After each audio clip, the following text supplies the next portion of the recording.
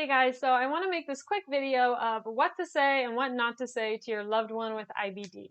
Full disclaimer that this is from my perspective and a perspective I've heard other people say, but I think it's always a good idea to just be upfront with your loved one and ask them what makes them upset to hear and what they would prefer to hear instead. But I know that a lot of people with chronic illnesses go into their shell and kind of shut off the rest of the world. So I'm making this more for those loved ones, for people who really just want to help and want to say the right thing, but they just don't really know how. So for me, the worst thing someone can say is the "have you trieds" or the "you should try." Trying to give advice about something that you have no experience with is infuriating, and it makes me feel like the other person doesn't think that I am trying to get better, when in reality I'm doing everything in my power to feel better. And odds are I've probably already tried whatever your suggestion is. If you actually have advice that could be helpful, and if it feels appropriate to say it in that situation, then try saying something like, "I know of someone who has had similar issues, and they found some comfort by whatever the thing is." Just try to frame it in a way that doesn't sound like you're accusing them of not trying. And a lot of the times what people have to say after the "have you tried" is yoga or meditation or eating healthy or having this supplement. And yes, all of those things are helpful, but it doesn't cure a chronic disease. And when people act like it does or act like it should cure you, then it just drives people insane thinking that they're not doing it enough or not doing it the right way, when that really has nothing to do with it. Those things are just for more comfort and more acceptance and peace in what you're dealing with. They're not going to completely cure whatever your chronic illness is. Another thing that you don't want to say to someone with a chronic illness is, "it'll get better." And again, some people might feel differently about this, but for me, it makes me really angry when someone says "it'll get better."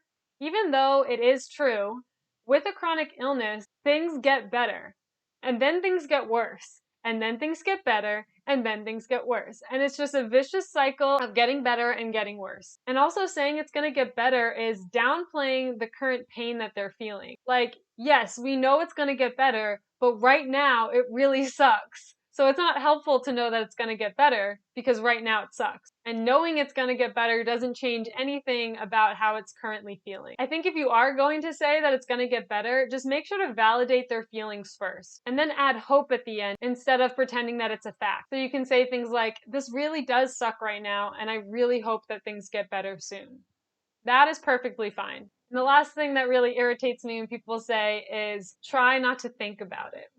Like we don't do that already. Saying this assumes that we're not already trying to not think about it. So instead of suggesting this to someone, how about actually helping them not think about it? You can distract them with a fun activity, play a board game with them, watch a movie, or suggest a good show. There's a lot of things you can do that will make them not think about it instead of just saying the words "try not to think about it."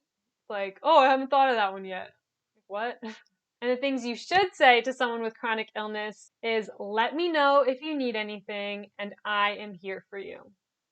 The two most simple things, that's all you need to say. That's all you can say. You're not going to fix your loved one's problems with any words that you say.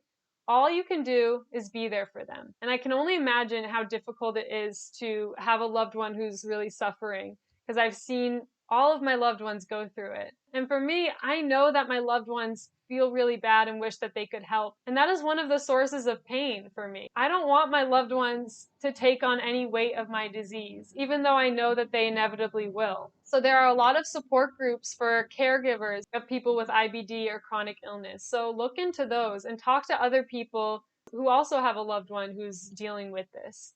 Because only you guys know what it's like. I'm not going to pretend that I know what it's like to take care of someone with a chronic illness, because I've been the one who's being taken care of.